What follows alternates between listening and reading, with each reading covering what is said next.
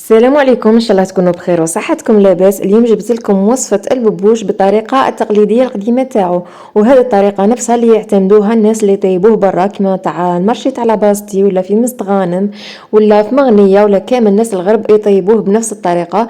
هو الوصفه الاصليه تاعو غير بالاعشاب، ولكن حنا نقدروا نضيفوا له البصل الطوماطيش حتى نضيفوا له الخضره ويجي بنين.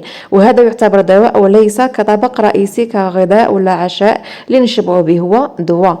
ونبداو الوصفه تاعنا. نحتاجوا الى كميه تاع ببوش، نخيروا كميه كازما اللي تكون حبه كبيره، ونروحوا نغسلوه ونصوموه كيما نقولوا احنا. نجيبوه اليوم غدوه من داك عاد نطيبوه حتى يخرج كامل الفضلات تاعو، نزيدو نغسلوه ايضا ويكون واجد باش نطيبوه. التابل الاساسي تاعو هو النخا والزعتر. نجيبو قدر نحطو فيه كميه تاع الماء اللي يكون يغلي، ونحطو له مغرف كبيره تاع زريعه البسباس، ومغرف صغيره تاع سكنجبير، فلفل احمر، فلفل اسود، كمون، كركم، راس الحانوت. ونضيفوا اي تابل نحبوه، نضيفوا القرفه، اي حاجه نضيفوها.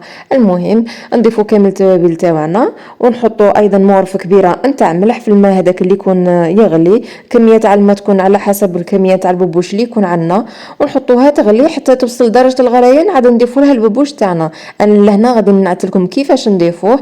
نروحوا نجيبوا الببوش ونبداو نرفدوه بالحفنه كما هكا، ونسميو على كل حفنه نقول بسم الله الله اكبر على كل حفنه ونحطوه. وحتى نكملوا الكميه تاعنا. انا فقط راني نعت لكم، ولكن صورت لكم لهنا كيفاش كنت نحط فيه.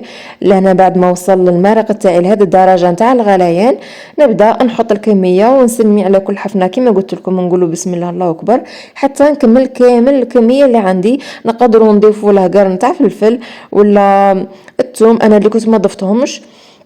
انتم تقدروا تضيفوهم، حتى المعدنوس والقزبر قادرين تضيفوهم. انا كنت زدت له مكعب مرق دجاج، ذوبته هكا في المرقه تاعو وزدفته له، راح يزيدنا بنا ليه. وهذه هي بابسط طريقه. راح ياخذ لنا في الوقت تاع الطياب تاعو من 30 دقيقه حتى ل 45 دقيقه، من نجي نخرجوه بالكوردون من القوقعه تاعو يخرج لنا بكل سهوله. خلاص تما يكون طيب، نحوه ويكونوا تحصلنا على آلة طابق ببوش تقليدي كما كانوا يحضروا بكري جداتنا. هذه هي الطريقة الأصلية تاعو البسيطة غير بالأعشاب، وهذه هي سهلة بدون أي تعقيدات. ويا درا هذه الحبة الكبيرة قلت لكم خير الحبة الكبيرة هي البنينة. ما بقى لي غير نقول لكم مع السلامة.